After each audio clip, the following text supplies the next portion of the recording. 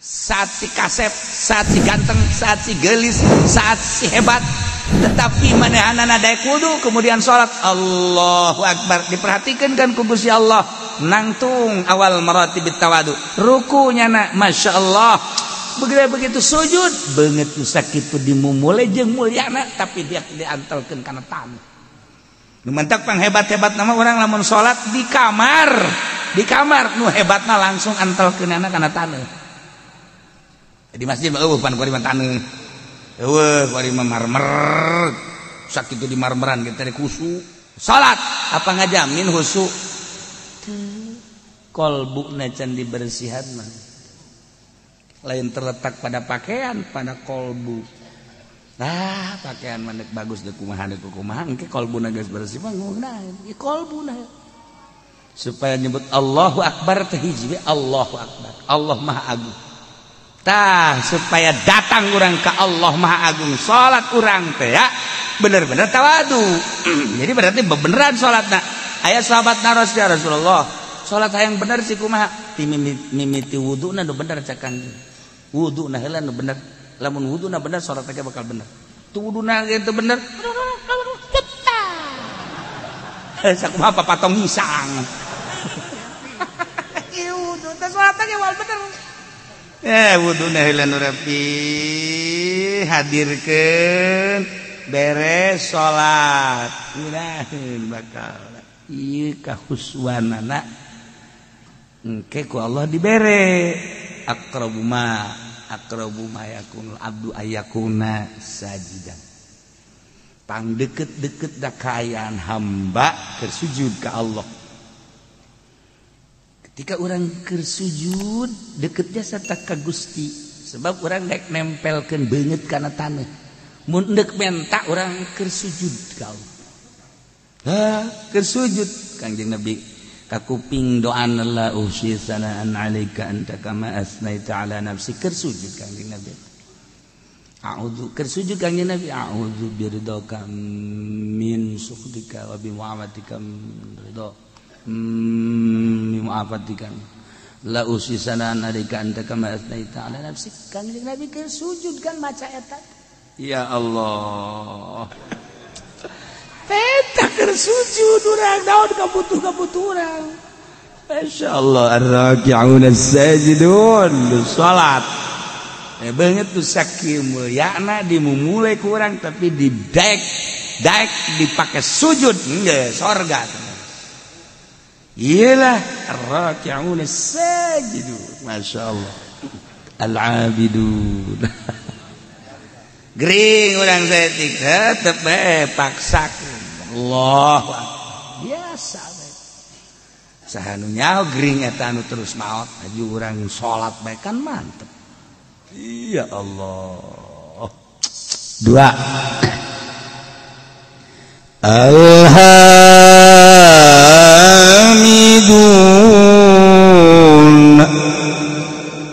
Anu mararuji kabeh ka Allah ala kulli hal, setiap situasi jeung kondisi kumaha bae selalu muji ka Gusti Allah.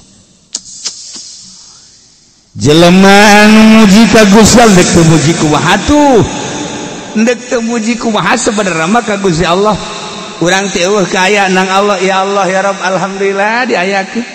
Geus aya di hirupan Gusti, alhamdulillah. Abdi teh diurus ku Gusti. Sanggeus diurus urang sehat, alhamdulillah dibere sehat.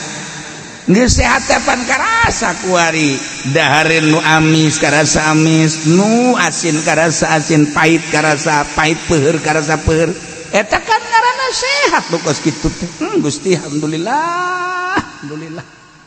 Peting karasa peting, berang karasa berang, pan kadang-kadang jelema teh sehat bah, berang teu karasa berang, peting teu karasa peting. Teh sehat ngaranna. Ieu mah sehat alhamdulillah. Muji ka Allah. Ya Allah ya Rabb. Ketika orang dibere gering sales mah masih muji alhamdulillah. Lah sapira sales mah batur mah lumpuh. Urang dibere laleles tapi bisa kere lempang. Alhamdulillah Gusti kekarek dibere leles batur mah geus bisa lempang.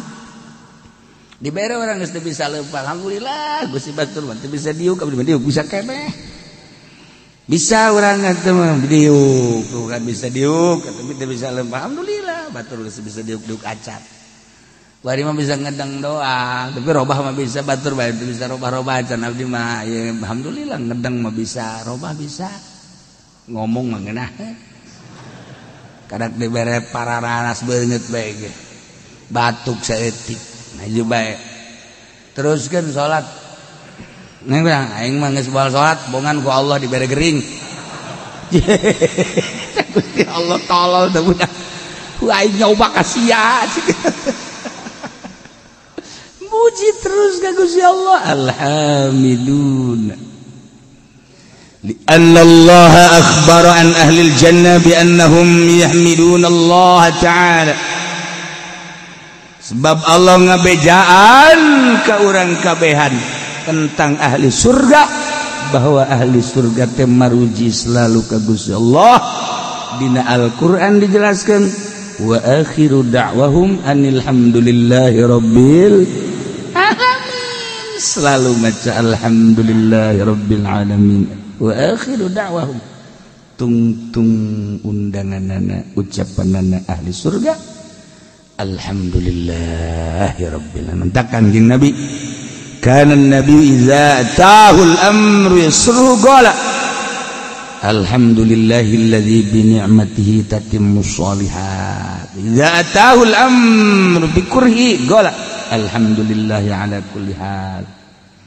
lamun kangjeng kadatangan perkara nu ngabungahkeun macana alhamdulillah bi ni'matihi tatimmus shalihat tapi lamun nilai hiji perkara kadatangan hiji perkara pika embungeun macana alhamdulillahi ala kulli hal ya Allah ya Rabb masyaallah tuh ya awwalu man yud'a ila al-jannah yaumal qiyamah alladzina yahmiduna Allah ala kulli hal sarra'i wad dharra pangheulana jelema anu disambut anu digerokeun anu diprioritaskeun ila jannah ka surga yaumal qiyamah jaga di poe kiamat alladzina yahmiduna Allah ala kulli hal jelema-jelema anu maruji ka Allah tina setiap tingkah fisarra'i wad dharra kabeh ge atuh nang Allah tinggal muji bae geus ka Gusti Allah mun hayang pangheulana digerokeun ka surga geus bae urang selalu bersyukur muji ka Gusti Allah dengan bahasa alhamdulillahirabbil alamin sok biasakeun ti kuari hiji at-taibun dua al-abidun tilu al-hamidun as-saihun nomor kaopatna as-saihun teh ditafsiran ku Imam Jalal teh as-saimun nu pararuasa kabeh ya Allah padahal asal nama saihun teh anu nyuksruk berangkat ninggalkeun lembur dalam rangka ibadah bahasa kerenna mah berkelana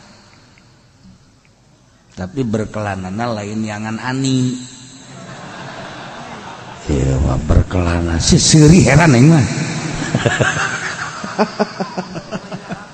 ieu mah berkelana ibadah ya karim ya Allah as-saihun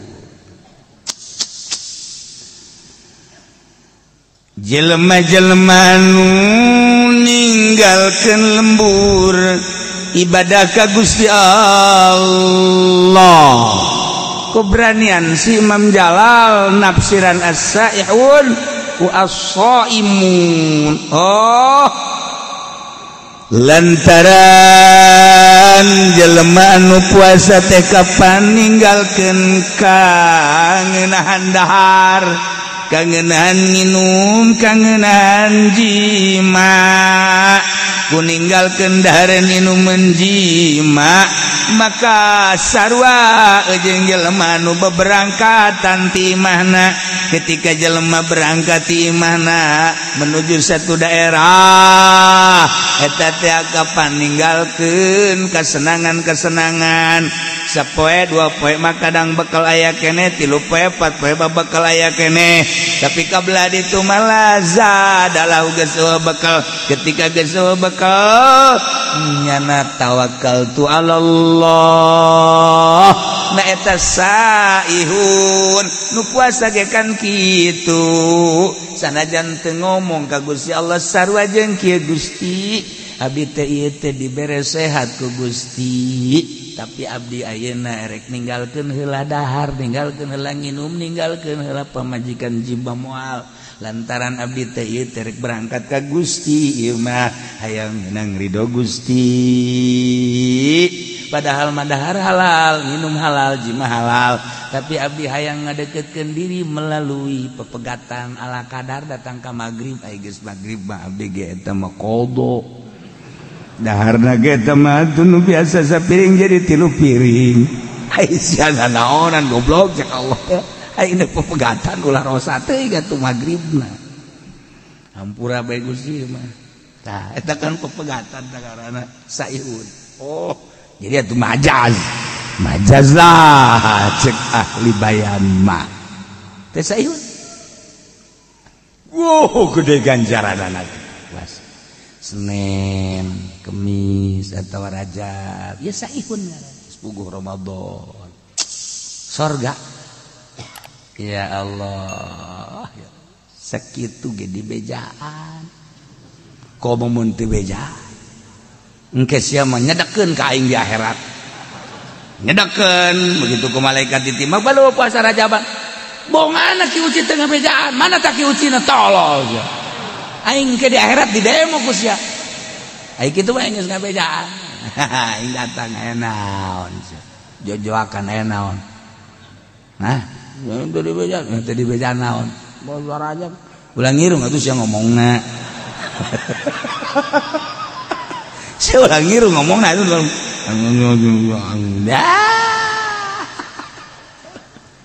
Nina aing malah nyedekeun ka sia. As-saihun, ya Allah, ya Rabb. Ya, nomor kahiji as-saimun, tapi wakil cek sakalma.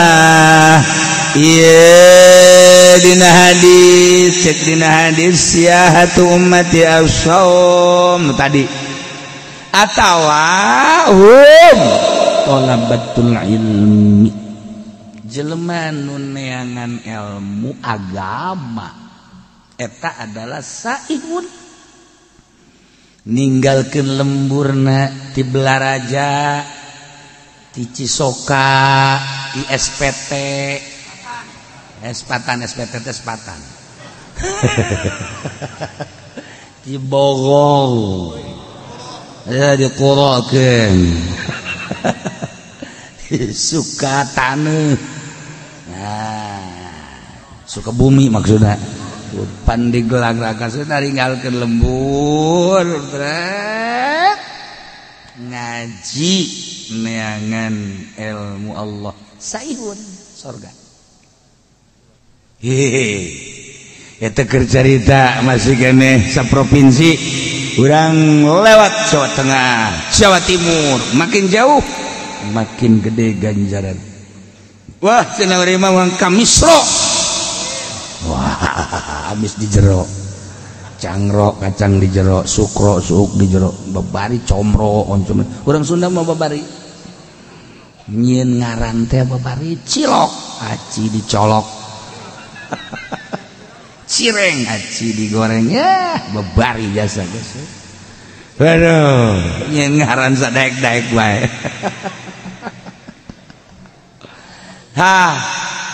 aya deui basreng bakso digoreng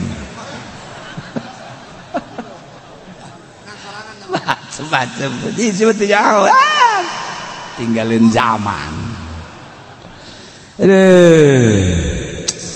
tah sayhun teh talabatul ilmi santri-santrian sebab yantaqiluna min baladin ila baladin fi talabihi katilu sayhun teh al-guzzat al-mujahiduna fi sabilillah jelema nu perang ngaluhurkeun agama Allah. Masya Allah saihun Kangjeng Nabi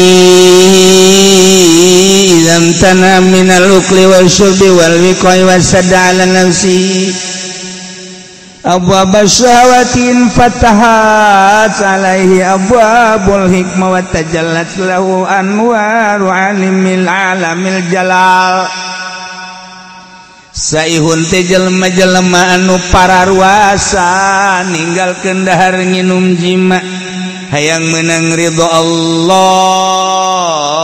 berarti nya pepegatan jeung kalazatan dunia di mana-mana jelema nahan dahar nahan minum nahar jima jeung nahan jima jeung pemajikanana nutup lawang syahwat Kangjeng Nabi eta teh bakal infatahat salaya babul hikmah bakal kabuka lawang-lawang hikmah wa tajallat lahu anwaru alamil jalal bakal ebre cahaya alam jalal mentak Kangjeng Nabi leuletikana kieu baheula man akhlasa lillah arba'ina sobahan zaharat yanabi'ul hikmah min qalbihi ala lisan saha jelema anu ngamurnikeun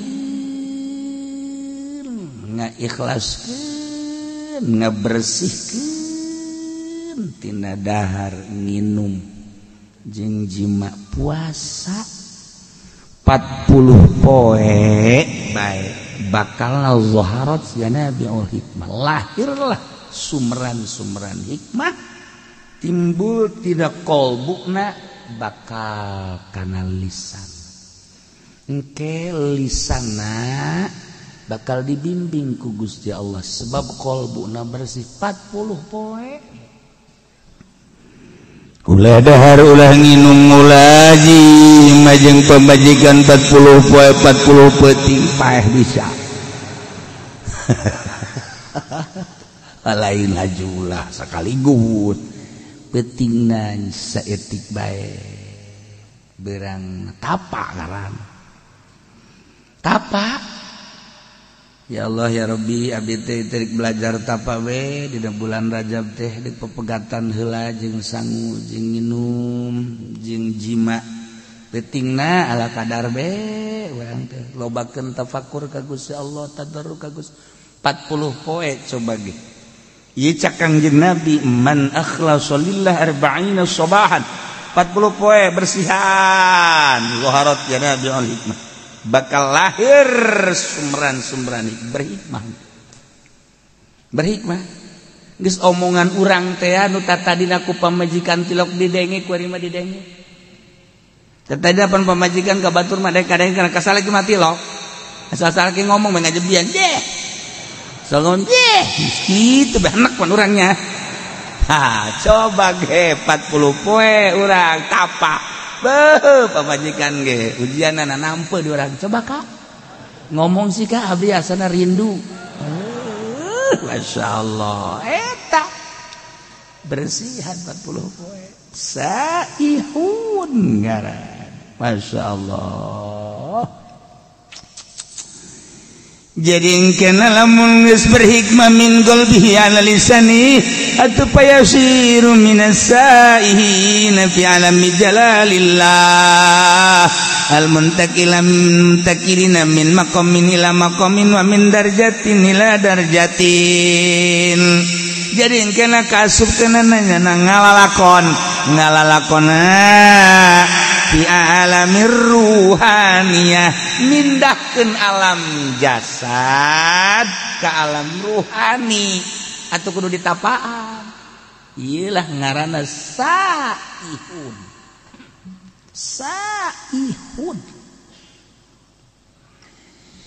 di Bani Israel baheula teh aya hiji perguruan di mana-mana asup kadinya guru ruhani. Kita puasa tapang ngaranna riyadhah 40 peti. Lanjut ku ari ge masih baheula di Israel di Bani Israel. Asal geus tapa 40 peti deuleu jeung degena berubah. Ambeuna berubah.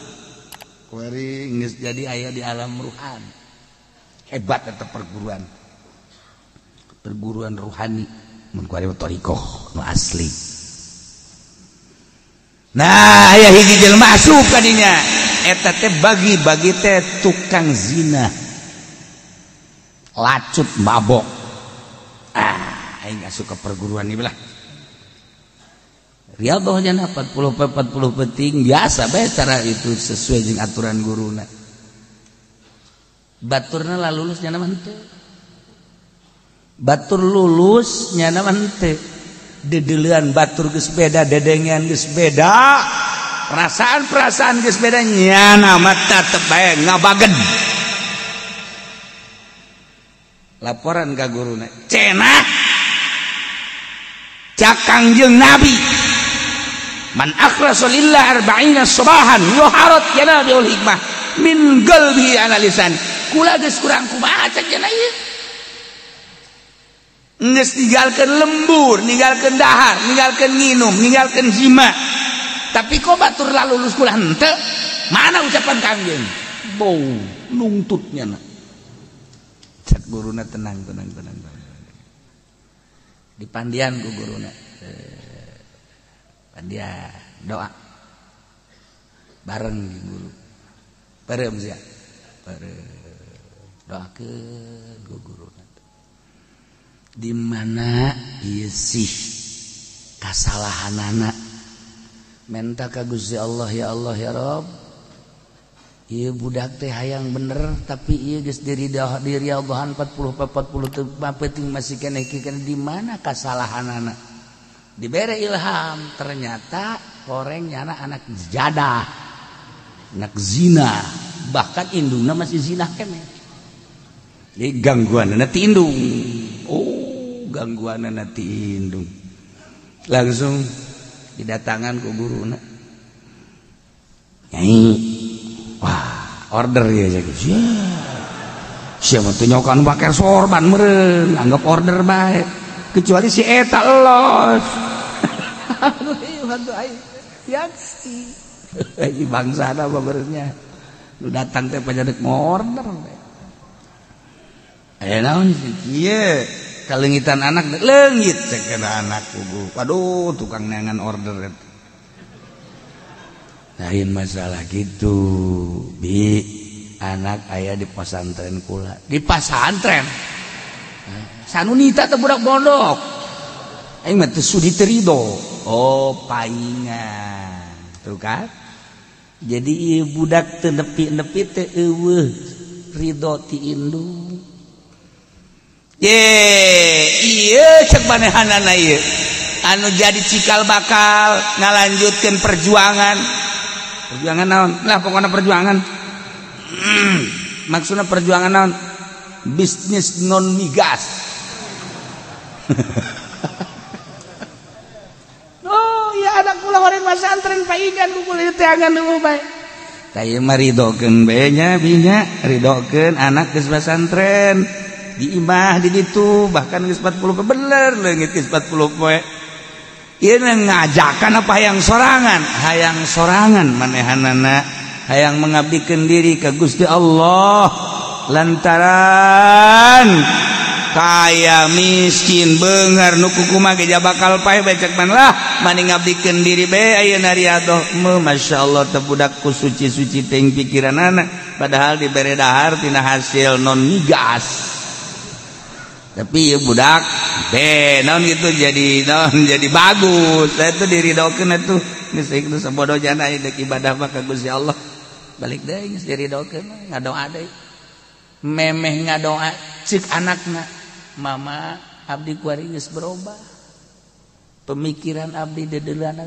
indung tah gitu udah jadi urang deuk usaha nu mantek ngajejes bae indung ditoler-toler mah urang deuk naon indung tak indung pengabdian urang ka Allah tapi wasilahna kudu aya ridho indung birrul walidain masya Allah cak guru date sia kudu perasaan we kuari mah geus hayangna naon cenah hayangna jeung Allah tah eta geus teu hayang diberenan teu hayang abi mah geus jeung Allah tah urang teh ibadah supaya datang ka dinya tah supaya datang perasaan teh jeung Allah urang mah dongeng doang pan atuh dongeng doang mah ria doh henteu naon henteu kita puasa Senin Kemis bolos kita puasa Rajab bolos kita Ramadan hampir dekumaha asaihun masya Allah indah ya ka makom ruhani urang puasa beta puasa nyetikan tapi dahar mah dahar tetep minum tapi saeutik oh beda ge perasaan lain deui dedelan lain deui aju embung ka mana-mana embung ka mana-mana sayhun tuh kan ya kari lailah jelema mukmin anu bakal dibubungah ku surga 8 nomor kahiji at-taibun nomor kadua al-abidun nomor katilu al-hamidun nomor kaopat al-asaihun jelema nu pararuasa ninggalkeun kalazatan dunia menuju ridho Allah atawa talabatul ilmi ninggalkeun lembur demi untuk meraih ridho Allah melalui ilmu Allah teu asup salian teh ilmu Allah mah ilmu teh kan kabagi dua aya ilmu dunia aya ilmu akhirat nu dimaksud di ilmu akhirat ilmu dunia mah kacau bae ilmu dunia nama ilmu dunia nu lain ilmu akhirat ilmu dunia kacau ieu bae ilmu akhirat atawa guzat al mujahiduna fisabilillah mantap Kangjeng Nabi Isa disebut Masih Saihun Masihum Isa Al-Masih Ibnu Maryam Isa Masih teh nya mah teu boga tempat Kangjeng Nabi Isa mah teu boga tempat tinggal mantap lempang we terus mah dakwah terus Masih Ibnu Maryam teu boga tempat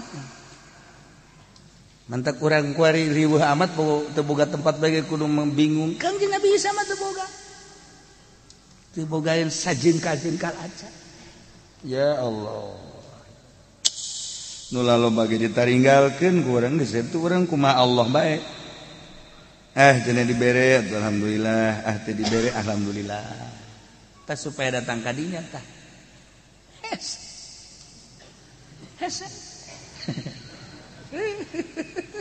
karena bala lener tuh budak jasana aing mah teu pernah ngawakafkeun eta ka masjid. Kok pajar wakaf bae. Ieu tuh bapak kolot wakaf. Atuh kunaon teu bebeja ka aing teh bapak kolot jigo. Kahayang aing bapak kolot ngawakafkeun atuh bebeja ka aing. Geus bae masjid dijual. Masya Allah kayak lain nambahan wakaf pendahan ngejual wakaf lalakon telah mengges caritakeun alam ruhani teh kapan kudu aya anu ngatur tentang ruhani ngaranna eta teh ilmu batin. Ngurusan ilmu zahir mah gampang kadeuleu ku mata, tapi ngurusan ruhani mah anu bahayana jelema anu encan usul ka Gusti Allah geus milu-milu ngurusan batur ngabeat kita zikir milu thariqah ka manehanana dengan catatan kena mayar maharna make emas. Goblok meureun ruhani sih make mahar iknat tama kos kitu bae. Eta loba murid engke teh abeh loba murid aya loba murid bapan alhamdulillah balum mere salah. Atau aing mah yang loba murid teh lain masalah ya dibere abeh agung abah agung aing kulobaan mangke salah. Nu mentak mun encan usul ilallah ulah osok ngabeat batur sorangan heula. Sorangan geus datang ka mana perasaanana aju aya tanda jelema nu geus usul teh aya tanda minimal 3 tandana minimal geus teu bisa dibohongan. Geus ketika aya jelema nu ngasup-ngasupkeun thariqah saha guruna anu kan aya tanda.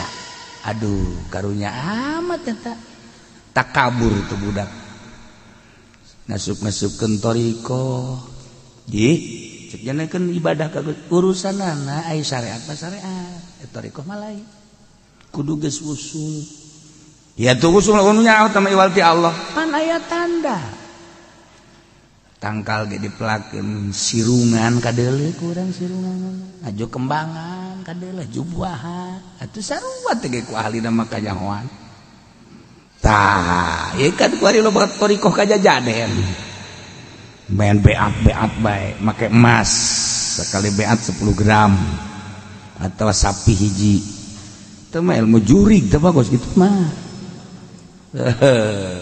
Atau nanti ceri bakalah asal balai bisa zikir be ulah atas nama thariqah setungtung make atas nama thariqah make aturan ikan dek mindahkeun alam tina alam jasad ke alam ruhani. Kan di alam ruhani urang urusan roh tinggalin ke bakalna jasad zikirna ge kan urang teh kuari mah zikir ruhani geus lain zikir jasad. Islam zikir ruhani engke urang bakal ngelengan sebab asbab dibawa kana roh. Terus kudu anu ngabimbing. Ieu teh basuda asa yahu.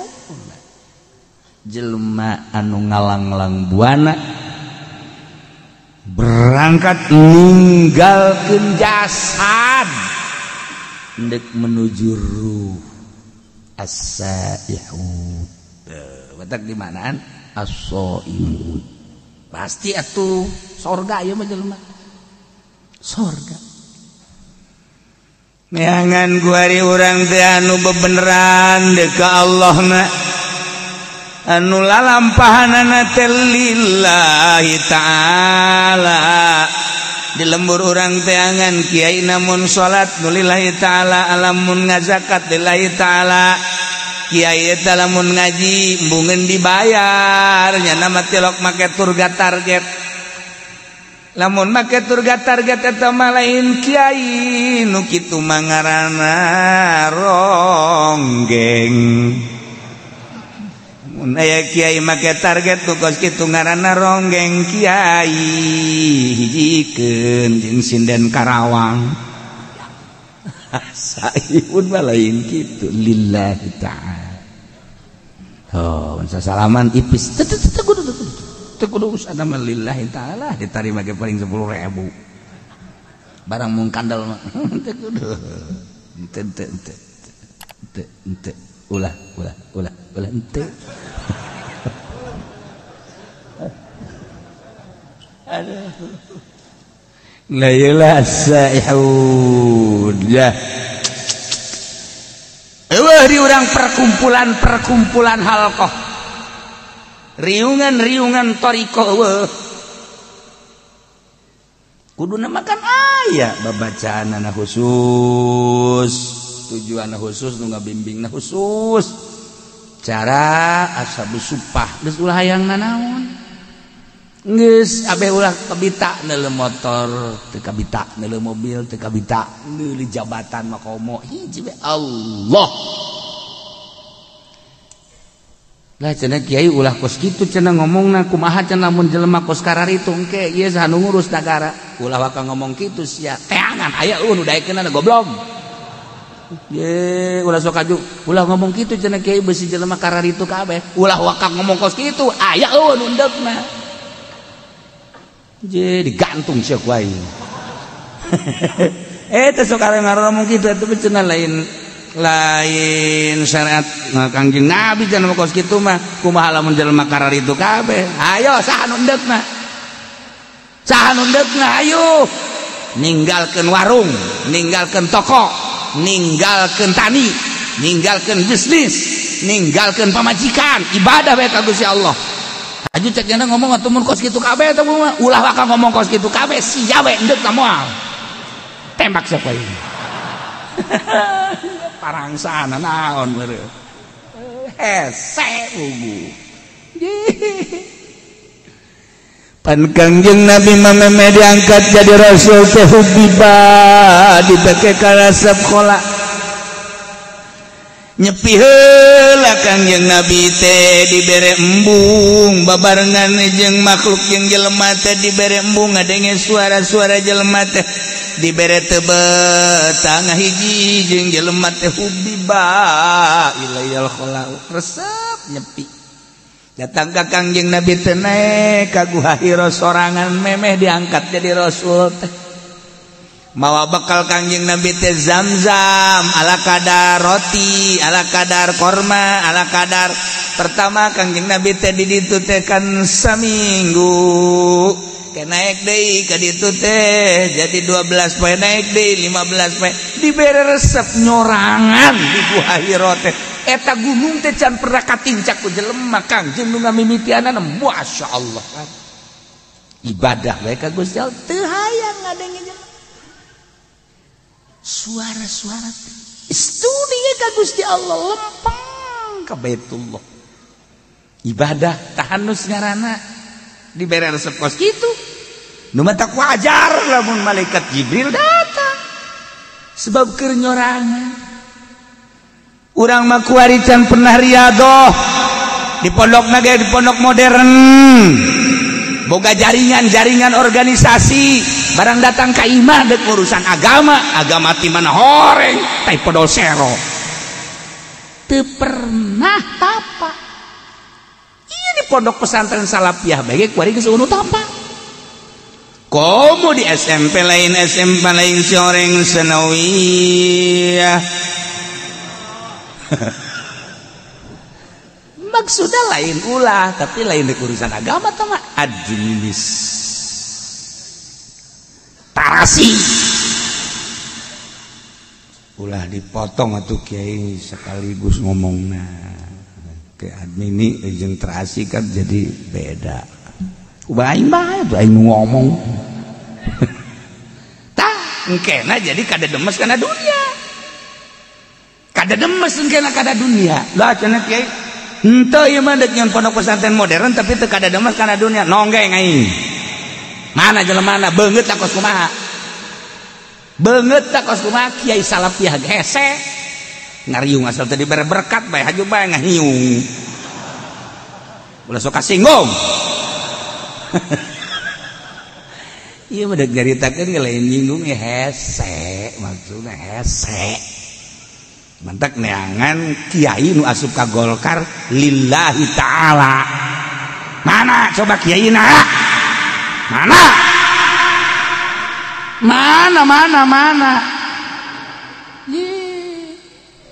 sia asal teu ikhlas atuh wal beres maksudnya ulah lain ulah berarti hese itu kelihatan hese atuh mangga bae eta mah henteu cenah nu di NU mah ikhlas mana bangetna banget mah ikhlas kumaha emang lain je henteu cenah nu di HTI mah ieu mah dina di huruf dah maksudna kumaha kieu kudu riyadhah heula geus beres hasil riyadhah ket teu hayang kana dunia nafsuna geus bisa dielehkeun hasil riyadhah hiji waridu di deuleu agama mangga dek dicing di NU macang caya dek boga organisasi mangga dek di HTI sekae dek di hurud di Muhammadiyah sabodok geus ikhlas jasa aja deui mah dek di Golkar bae lantaran ieu mun kiayan mangga asal ulah resep geus kana dunia demi agungna bangsa jeung nagara aing dek cicing di Golkar aing dek nyieun yayasan teu hayang aing mah kana dunia ieu mah bener-bener ngadidik atuh mangga tuh kan hasil riyadhah heula engke karasana mah niat jelema lamun geus tersep kana dunia urang hayang deket tapi lamun resep bae kana dunia urang embung okos ka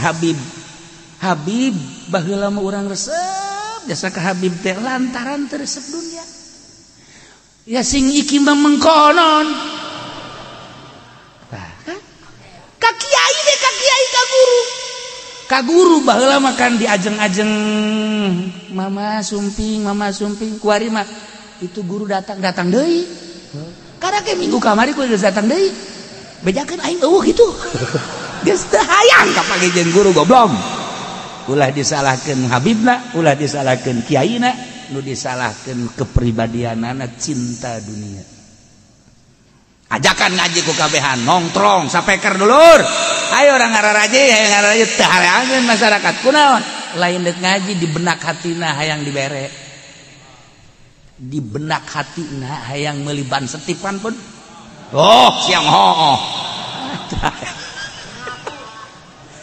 bersihan riyadhah ngaranna sok geura di gunung urang cicing udag ku jelema di leuweung urang cicing di udag ulah aya hayang dibere ulah hayang dunia hiji Allah as-saihu puasa teu dahar teu ginu mah gampang tapi puasa ulah hayang dunia mantak lamun hayang lu sahabat datang ka Kangjeng ya Rasulullah kenal abdi mah ieu teh hayang luhur mungguh Gusti ibadah abdi hayang dihormat ku jelema ulah menta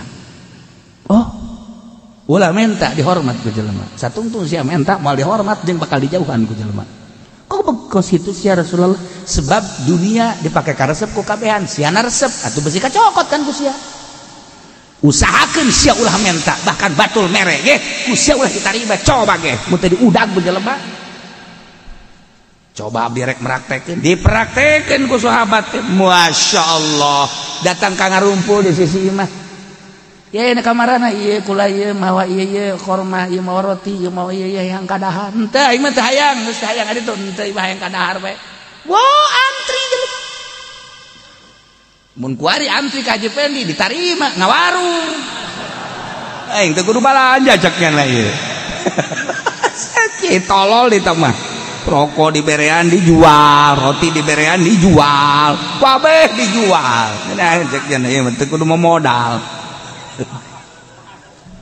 emang dek tolol mah gampang asayuda hese asayuda ye kudu berangkat madak di manaan ku aso imun teh eta teh lain sembarangan nomor kedua talabatul ilmi santri eta kan santri teh ninggalkeun lembur jauh ka dulur ka indung ka bapak sanggeus cicing di pondok ngaji bae haju indung jeung bapana kadang-kadang pohoan nu kuduna mah sabulan dikiriman depan ieu mah poho sabulan setengah can dikiriman depan eta budak mah terbengkalai tadi pondok teh ya masyaallah nyana ge ngalamun bae aing siboga bapatan teh ieu aduh ya Allah ya Rabbi aja budak lah balik bae mah jatuh dikiriman balik Waalaikum Haji jasia balik ieu aja nanaonan sia balik tuh lain disambut nanaonan Bang kuduna makan mikir heuh aing telat ieu ieu mah lain nanaonan sia balik ye eta pan eta henteu lamun nyeri hate anakna kulantaran anak nangis nujuleuna Allah. Gas aing mah kajian teu dibiayaan ge ku Gusti Allah, ja kiaina ge mere dahar ge ka aing. Tungtuna mah neumleukeun we Pak. Tah ieu tola badal ini pegat kan tina segala mah. Gede ganjaranana. Masyaallah puguh guzat mah. Ieu mah teh dibanan as-shaimun. As-saihun lalakon ibadah ninggalkeun alam jasmani menuju alam ruhani. Ieu carita tafsir as-shaimuna. Di jero deui atuh eta teh tadi ngalep ngaranna sakumaha dongeng tadi raki'una sajidun anu raruku kabeh jeung nu sarujud ilmu shallun tegasna nu sarolat raki'un jeung sajidun teh teh kinaya kana salat sebab hiji ibadah anu dirukuan kecuali salat teu hiji ibadah anu disujudan kecuali salat dimimitian kunang tung dah nangtung mamesi keneh loba anu nyaruan tapi ketika ruku jeung sujud mah geus nu mantak nu dimaksud nama rakiun sajidun teh salat tapi nu diomongkeun nama rakiun sajidun teh jeung qaimuna sebab qaimun mah aya anu ngakuran tapi ruku jeung sujud mah teu aya. Nah nu bakal dibubungah ku sorga mukminun teh anu ar-raki'una sajidun sarolat salat teh maksudna manembongkeun katawaduan ka Gusti Allah lantaran awalul maratibit tawadu lillahi ta'ala al-qiyamu awalul maratibit tawadu lillahi ta'ala waruku wasatuha wasujudu goyatuha nangtung awal darajat DPDP ka Gusti Allah ruku pertengahanana sujud puncakna. Masya Allah.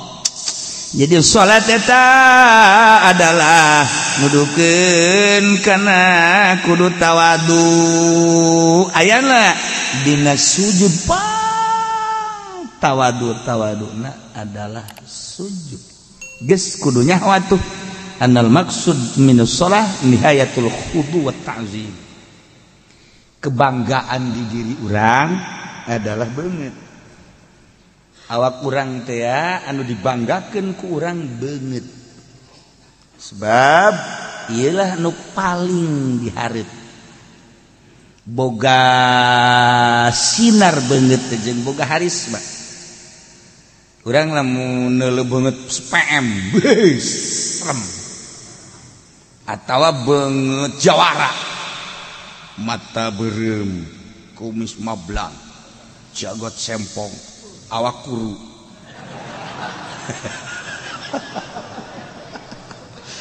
keceking teh eta kan urang sieun namun kuru jasa lamun lintuh jasa eta sieun.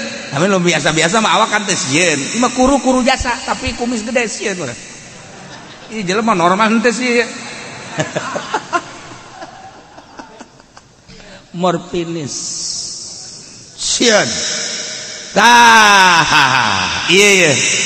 Ya jadi kebanggaan beungeut eta jadi kebanggaan.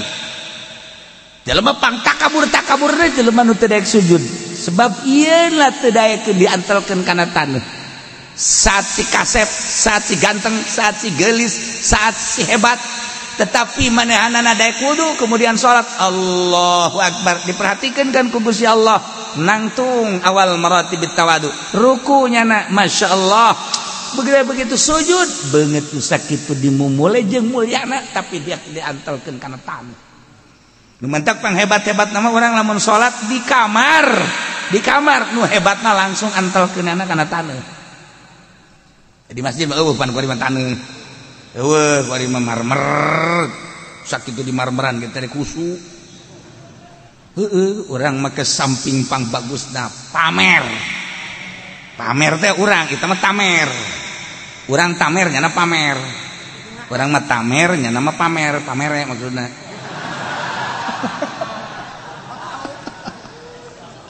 Samping nupang bagusna, baju nupang bagusna, sajadah nupang bagusna. Ya, di jero masjid nupang bagusna, kopiah nupang bagusna, geus kabeh pang bagusna. Salat apa ngajamin husu? Kolbuna can dibersihan mah. Lain terletak pada pakaian, pada kolbu. Nah, pakaian mana bagus deh kumaha engke kolbuna geus bersih mah ngeunaheun, ieu kolbuna. Supaya nyebut Allahu Akbar teh hiji Allahu Akbar, Allah Maha Agung. Tah supaya datang urang ka Allah Maha Agung, salat urang teh ya bener-bener tawadu. Jadi berarti beneran salatna.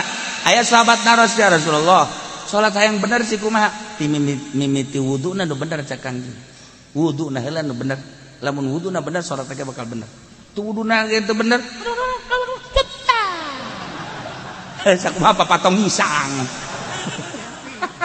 Wudu teh salat teh wal bener. Wuduna heula nu rapi hadirkeun beres salat. Mudahan bakal ieu kahuswanana engke ku Allah dibere. Aqrabu ma yakunul abdu ayyakuna sajidan. Pang deket-deket da kaayaan hamba keur sujud ka Allah.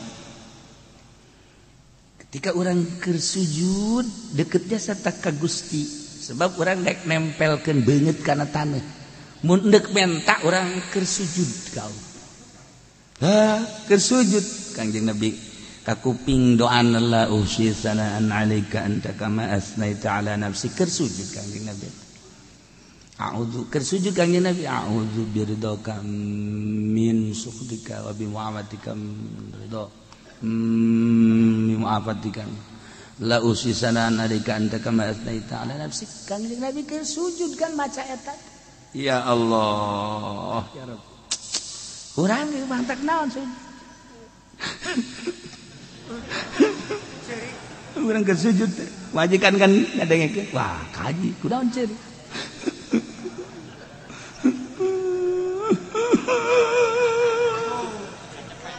Majikan ge baktara milu.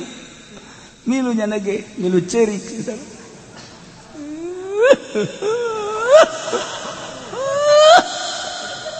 Ajeuna urang hayang seuri bae. Sia naon mil cerik? Di kakak itu cerik bari sujud hayang naon? Goblok.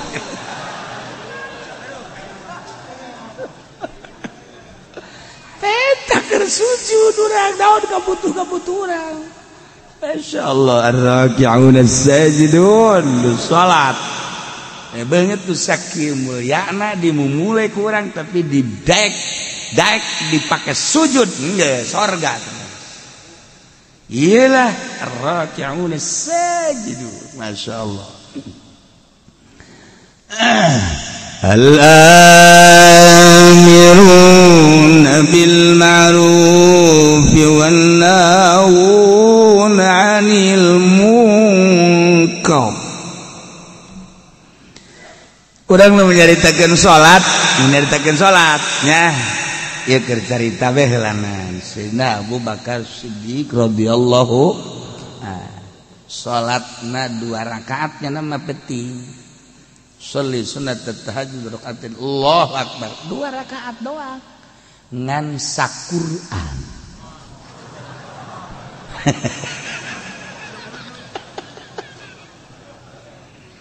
Bismillahirrahmanirrahim.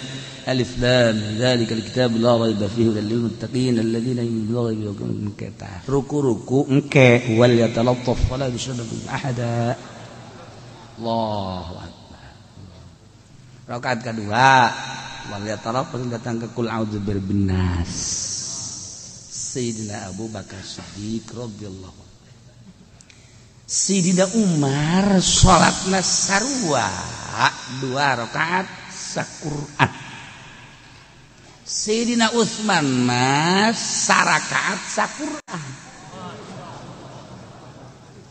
Jadi 2 rakaat teh 2 Quran. Ulah loba omong anu saja nya. ieu mah urang asa urang nyaho bae mah heulanannya ulah loba ngomong eungap kadengena lu bentak Sayyidina Utsman mah gelarna ge Zinnurain. Zinnurain teh ngabogaan dua cahaya sebab nikahna ka putri Kangjeng dua diborong Sayyidina Utsman. Ye, Ruqayyah pupus nikah ka Ummu Kulsum. Tak Ummu Kulsum pupus nikah ka Siti Ruqayyah. Eta Sayyidina Utsman mentak Zinnurain perintah ku Gusti Allah, ti Gusti Allah kawinkeun deui ka putra Anjeun Muhammad. Sebab naon? Salat tahajudna sarakaat saquran. Jadi 2 rakaat 2 Quran. Percis kos urang gitu.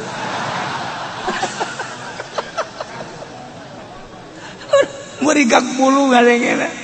Ya Allah ya Rabb Zinnurain. Masya Allah karim. Hei, saya cerita kerana.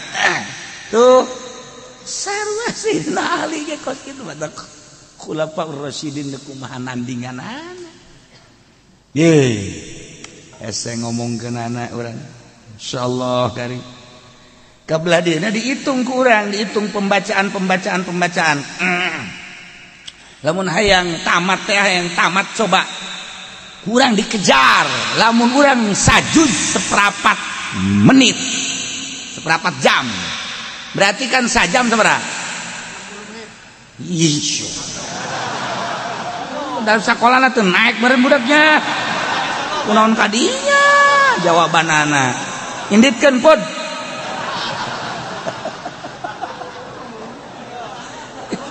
Jadi berarti sajam sabaraha? 4 juz. Sajam 4 juz. Jadi lamun 60 juz teh ya. Lamun 60 juz sabaraha jaman?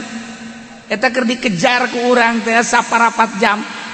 Nah, lamun hayang rine kan setengah jam. Kurang sajud teh setengah jam. Sok geura baca kurang setengah jam. Kula masuk ngitung. Cek aing maca Quran coba ye. Lamun saparapat jam. Wah, bisa ngabuncal-buncal. Mus mun aya jelema bisa kan capek 20 rada deres setengah jam normal eta nu lancar setengah jam normal aing ngeunaheunana mah atuh sajam lamun sajam sajuz atuh berarti lamun hayang 60 juz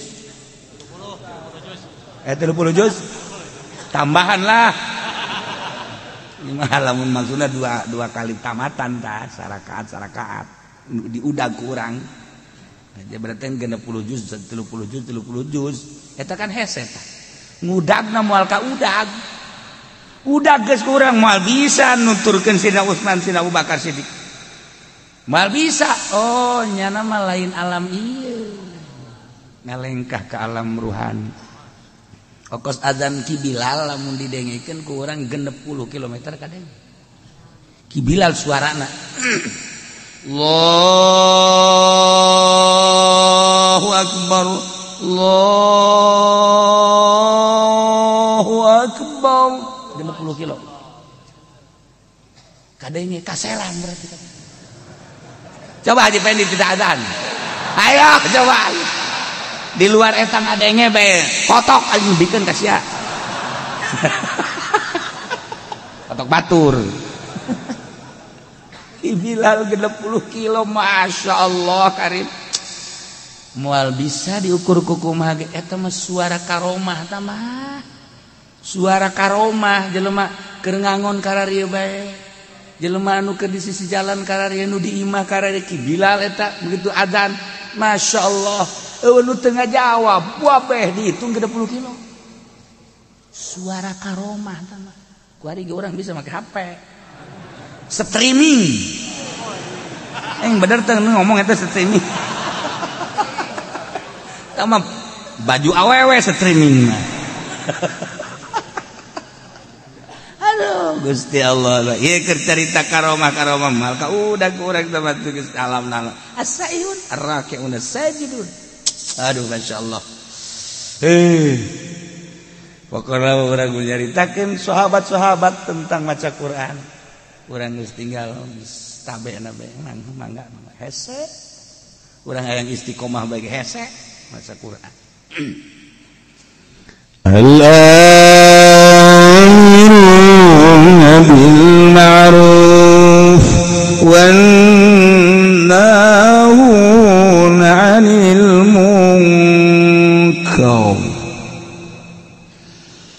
anu bakal dibere pangbubungan surga teh mukminun anu selalu merentahkeun kahadean.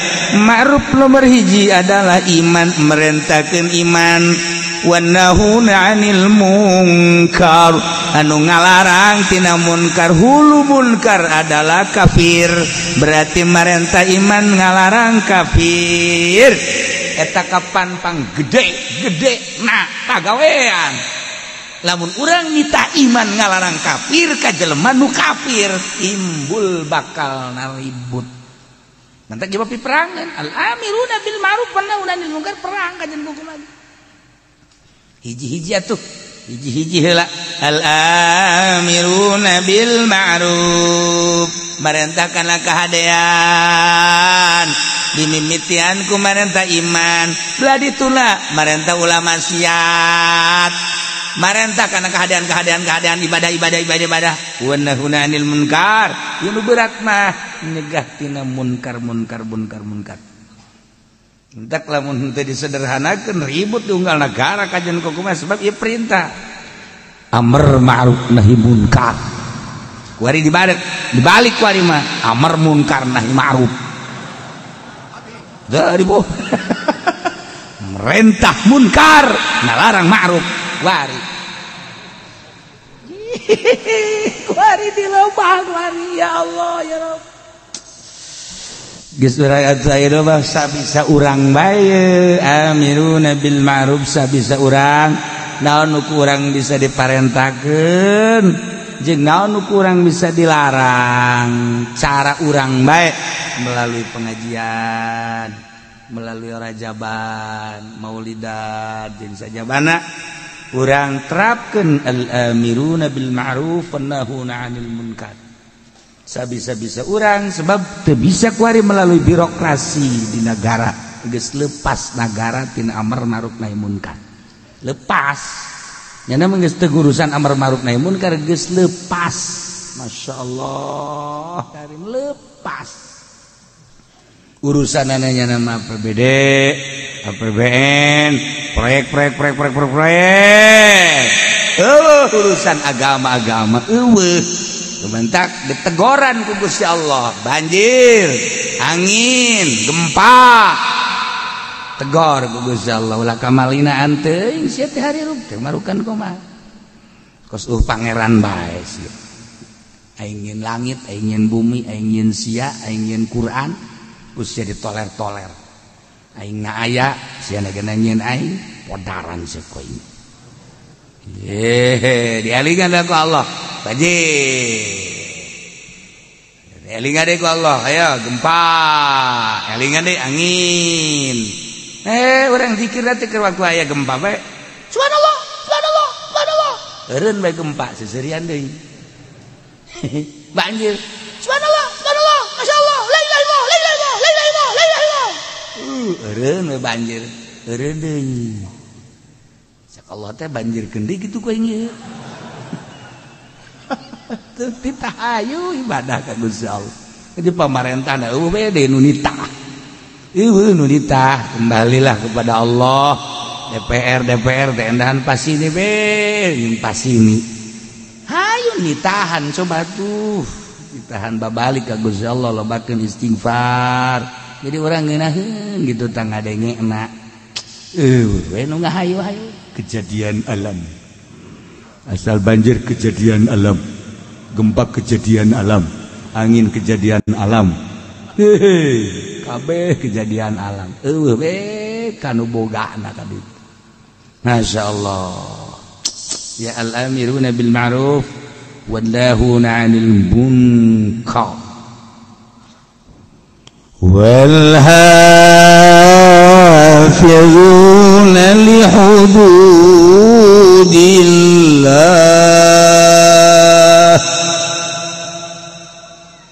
Jeung jelema-jelema nu ngaraksa kana batasan Gusti Allah. Maksudna batasan teh li akamihi tegasna manu ngajagaan kana hukum-hukum Allah bil amali biha ku ngamalkeun kana hukum-hukum Allah mun hayang nyaho gede na hukum sapotong ayat ieu wal hafizuna li hududillah sapotong ayat eta teh sakitu tah nyaho bakal gede dah hukum Allah. Emang kumaha? Nu ngajagaan kana hukum Allah teh disebut taklif. Ari taklif teh pamerdih teh perintah kabagi dua, aya ibadah disebut ubudiyah, aya muamalah.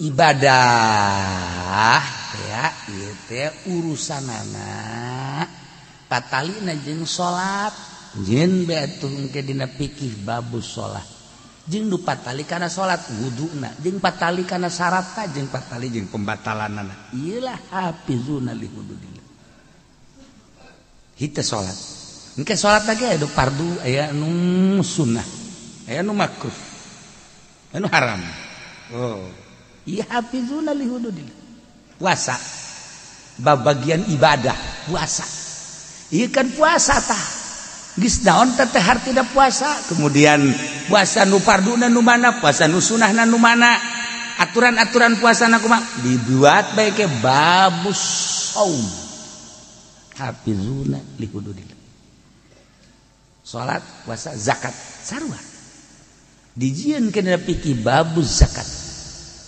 haji babul haji ya Allah ya Rabb ieu tah wal hafizuna li hududillah jadilah bagian ubudiyah jieun bab ieu menang nyokot tidak hafizuna li hududillah aya bab salat jeung nu ta'alluq kana salat bab puasa jeung nu ta'alluq kana puasa bab zakat jeung nu ta'alluq kana zakat bab haji jeung nu ta'alluq kana haji ya karim wal hafizuna li hududillah sebab li ahkam kuari bagian muamalat eta aya anu patali jeung usul as-shalah jeung anu guer as-shalah nu asolah ieu adalah bagian kana hawasul khams panca indra teh kabagina 5 atuh panca teh 5 indra jadi indra nu 5 mana hiji-hijina mazuqat rasa malmusat ieu tah masmuat ieu tah ceuli masmumat ieu tah irung mubsarat ieu lah mata dijieun dina pikih engke nu patali jeung mazuqat patali jeung mazuqat teh rasa berarti ieu urusanana kadaharan jeung inuman eta lah mazuqat ayalah ke dipiki babut ta'am berikut jeung syurbina lah geus lamun carita ta'am engke kabagi ka dituna aya nu nabat aya nu hayawan geus lamun nu nabat sarana pertanian kumaha eta pikih ka dituna lamun anu hayawan kabelah dituna engke aya anu hayawan urusan mencitna urusan anu dijadikeun udhiyahna urusan anu dijadikeun buronanana jeung sajabana dijieun engke babna tina mazuqat jokotna masyaallah isa potong ayat wal hafizuna li hududillah mal geus setengah magrib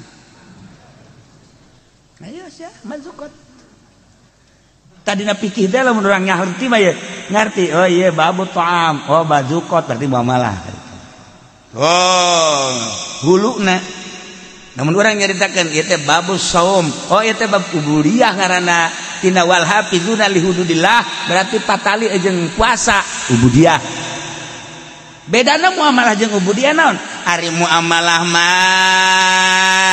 lali maslahatin mar'iyatin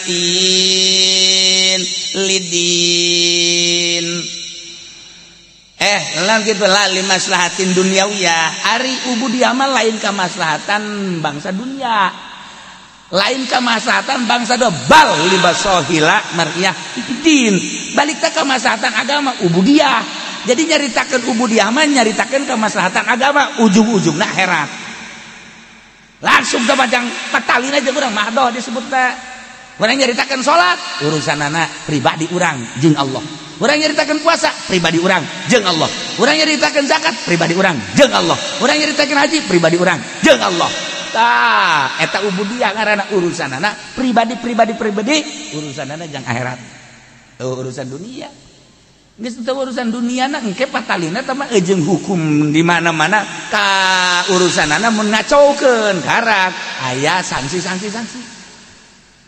muamalah mah urusanana urusan dunia ya nu tadi tah madukot tina cicip rasa berarti kan urusanana dahareun inumeun kuari malmusat teh nu diragap teh baju taragapeun malmusat geus mana nu haram dipake jeung mana nu meunang dipake ya baju pakaian asupna malmusat wal hafizuna li hududillah aya aturan anu dipake ku urang teh aya nu haram aya nu halal kitu keneh barang-barang malmusat sendok piring, pinggan, jeung sajabana barang-barang dapur, mana nu halal jeung mana nu haram istimalna.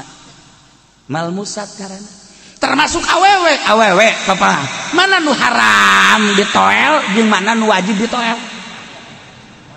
Sia asal kos kitu behudang. Dan aya nu haram ku urang diusapna malmusat tah deungeun. Aya nu meunang ku urang dicekel ka anak atuh ka dulur mahram aya anu wajib ku urang dicekelna lamun anak ku urang ngagusur bae ka ieu geus teu kuat jasanya urang geus teu make calana ieu kula ieu tah eta eta malmusat ngaranna tah eta berarti kan babna bab wiko bab jima geus lamun bab jima marana malmusat kadituna teh kan berenana kudu aya bab nikah geus lamun aya bab nikah nu ta'alluq kana nikah babna engkena mahar bab imah bab kitu napakah tuh dijieun dan pikir tina malmusat kabelah dituna engke anu muzilah lin nikah anu ngaleungitkeun kana nikah tolak berarti engke kadituna tolak teh kabagi-bagi bae tolak bain kubro dan sebagainya engke kadituna aya anu ngaleungitkeun dengan cara sumpah ilah dengan sumpah zihar dan lain sebagainya eta pikih di huluna mah wal hafizuna li hududillah patalina jeung malmusat jieun babna sabaraha puluh kitab wal hafizuna mal anggeus datang ka magrib malah ayo sia karake madukot nomor kedua malmusat nomor katiluna masmumat nu kaambe naon nu kaambe ku urang anu halal anu haram anu makruh urang teh lamun nyium pamajikan diciumkan di ambean sunah menang ganjaran tapi lamun dihandapeun bujal ka handap udah coba-coba ambean ku sia buka di ambean eleh ke bodongkol mah tah ieu mas kumaha aturan-aturanana dibere dijieun babna dina fikih ya karim doh madzuqat malmusat kemudian ayeuna mah masmumat kuari masmuat nu kadenge ku ceuli mana nu meunang didenge cek fikih mana nu haram didenge mana nu makruh didenge itu kene mumsorot mana anu meunang dideuleu mana anu haram dideuleu mana anu makruh dideuleu geus diatur dina fikih ieu sakadar wal hafizuna li hududillah eta keur katali jeung asalah ku hari patali jeung tabaiyah teh urusan muamalah ngan bangsa tabai nah ieu teh urusanana aya anu hak milik kejadina aya anu luar milik aya anu jadi milik ya, dengan sendirina aya anu wajib jadi ngamilik kudu jadi sabab kudu jadi naon kitu ngaranna dibere aya dan lain diatur jadi milik ku sebab jual beli B ngaranna dijieun engke dina fikih babul bai kabelah dituna B teh aya bai bil ain wa ain bil ain benda jeung benda aya anu daen bil ain aya anu ain bidaen aya anu daen bidaen nu mana nu meunang jeung nu teu meunang geus diatur napi ngajual daen bidaen hutang kana hutang teu sah ngajual kuari urusanana ain bidaen bizimah kredit anu dua harga sah geus diatur ku agama wal hafizuna li hududillah geus diatur kabelah dituna engke aya anu urusanana roh nu urusanana ijalah urusanana bab muamalah milik anu ngabistikeun kana jadi milik ieu urusanana waris tina waris ke jadi tina ahli waris ke jadi hibat jadi wasiat yang sajabana di dieu bab ieu tina wal hafizuna li hududillah masyaallah karim. Nah, kabelah dieuna aya hak, gonimah, fae dan lain sebagainya. Ta eta teh kakarage kasupkeun kana jalbil manafi. Sedengkeun kabelah dituna daril mafasid. Dua hukum teh lamun teh jalbil masoleh, daril mafasid. Urang carita keur jalbil masoleh tak kitu panjangna. Sabaraha puluh kitab, sabaraha ratus jilid. Bab-bab bae tadi tangges pohara tah. Namun ku urang diatur rinci sedemikian rupa bakal nyaho urang panyokotanana ieu ti dieu panyokotanana ieu ti dieu engke urang milihan kitab ieu mah kieu ngomentar kitab ieu ngomentar kieu ngomentar kita aya huluna wal hafizuna li hududillah ya Allah engke anu dafil madar nah dafil mador teh urusanana aya anu hifdzul nasal, hifdzul mal, hifdzul adsab, hifdzul ukul. Ieu dafil mador teu meunang dirusak harta. Berarti kudu hifdzul amwal, cara ngajaga harta dijieun ku urang aturan-aturanana. Kemudian ansab turunan, hifdzul ansab. Nasab berarti kan kudu dijaga ku urang ketika urang tengah jaga turunan kena sanksi tuh kan andai kata urang ngarusak harta cara ngarusak harta aya nu iklan anu kopiah keur iklan jelas-jelasan berarti kan maling lamun anu sasamaran berarti kan nyopet kan aya aturanana iya karim geus lamun ayeuna jelas-jelasan kumaha hukumna dina fikih nah sarikoh ngaranna lamun ayeuna sasamaran eta ngaranna copet kosi eta copet ngaranna nah atuh aya aturan-aturanna eta tidak hifdzul amwal ajalah hifdzul abdan badan urang teh kapan kudu dijaga diriksa ketika dirusak berarti kan kena sangsina aya anu ngarusak awak sagalbang awak kulli nafsin berarti kan sawak sabelegejer berarti kan di dituna teh aya babna engke bab teh engke bab kisos bab had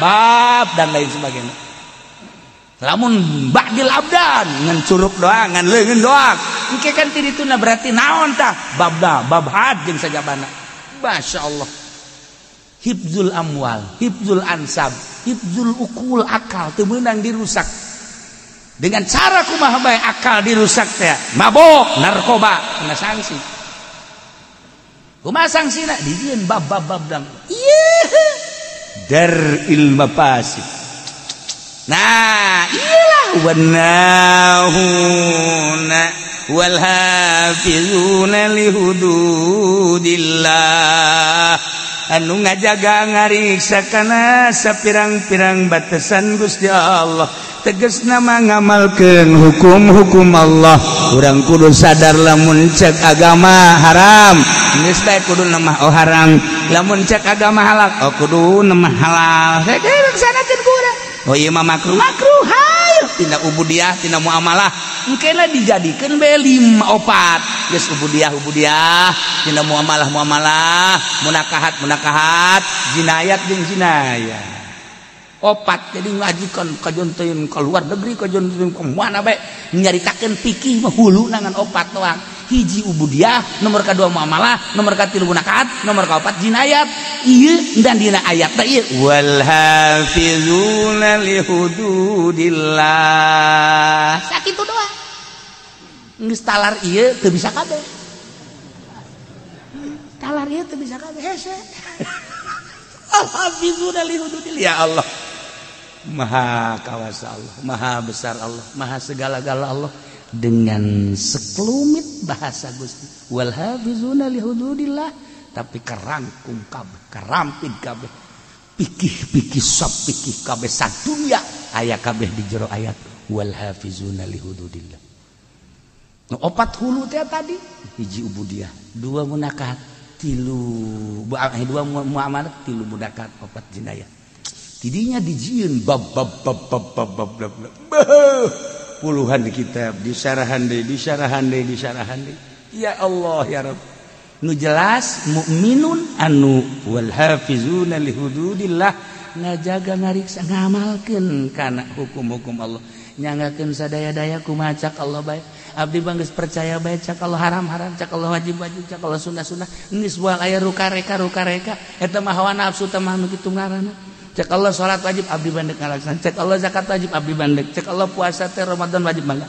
Haji kitu keneh aya lain dilarang mah ku pamarentah basa aya corona. Tuh, bandek bae kitu teh tuh nya. Deuk abdi mah. Ieu urusan-urusan nu dilarang soal jual beli, berarti mau muamalah hambalah ya muamalah. Kitu keneh munakat kitu keneh jinayat abdi mandek nurut bae ka Gusti Allah jahirup malila di alam dunia.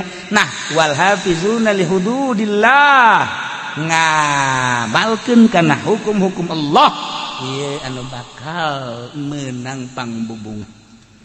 Wa basyiril mu'minin bungakeun ku anjeun Muhammad para mukminin carana bere bil jannati surga ya Allah. Mukminin lanu boga karakter ataibuna al-abidun al-hamidun as-sa'ihun ar-raki'un as-sajidun al-amirun bil ma'ruf wan nahun 'anil munkari wal hafizuna li hududillah etalah anu bakal dibere pangbubunga surga wa basyiril mu'minin.